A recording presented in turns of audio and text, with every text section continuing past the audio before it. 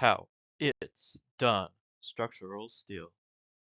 We visited Fab Steel, a steel fabricator shop in Lexington, where raw steel materials are processed and transformed into finished products.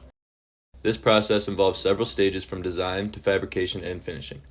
First is designing and planning.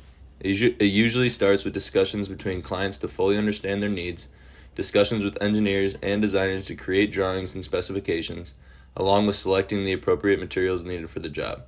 Next, the shop typically procures raw steel materials like sheets, plates, and bars that are organized and stored in a way that is easy to access and track. After that, the steel is precisely cut into the required dimensions for the job using various methods like sawing or laser cutting. The steel pieces are then bent, shaped, and beveled to be prepared for welding. Once the welds are completed, the steel pieces are inspected to test its integrity and strength.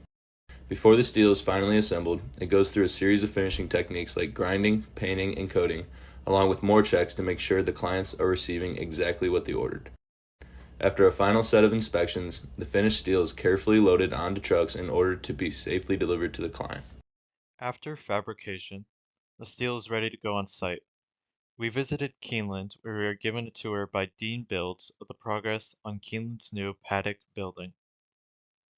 The steel arrived on site in 12 separate truckloads, coordinated with the 12 sequences of the building being completed. Using two types of cranes, a 120-ton rough terrain crane and the 80-ton rough terrain crane currently pictured, the steel was hoisted into position and placed according to the plans and specs. Columns were placed first, and then the beams were placed working upwards from the bottom. Whilst the structural members were being positioned, temporary bracing was erected to secure them. In addition, the appropriate connections were bolted as each joining member was set in place. During processes such as erection, it is important to consider safety. OSHA has determined that steel construction is one of the top 10 most dangerous jobs in the United States. Because of this, they have outlined many regulations surrounding the industry. One example of this is OSHA has regulations in place for hoisting and rigging. To begin, it is important to identify all hazards. Safety culture has made an infographic to better summarize hazards. For example, in the process, there are hazards concerning workers walking over beams, and tools used can become falling object hazards. Once hazards have been identified, it is important to be able to mitigate the risk associated with them. Some preventative measures that the ILO recommend implementing include requiring PPE and proper training. For our specific site, there were extra safety precautions that had to be taken due to the project only being done at night. They had given the steel erectors access to lights to move them as needed. To make construction more sustainable, steel erectors can recycle all of the on-site material that is wasted. In the fabricator shops, they are focusing on using less energy-demanding practices to try to lower their footprint.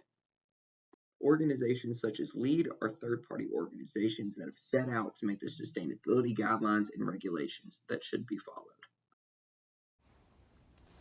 The American Institute of Steel Construction establishes the standard for steel design, fabrication, and erection in the United States.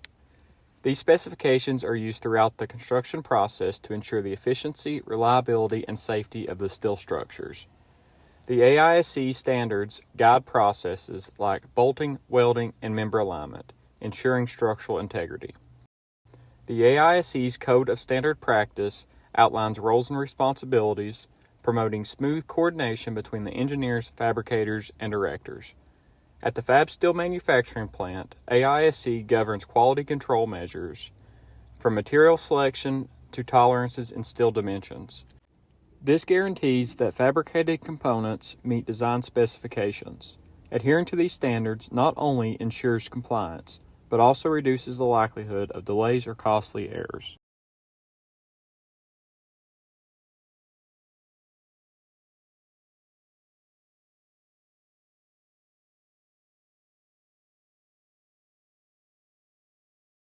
Thanks for watching.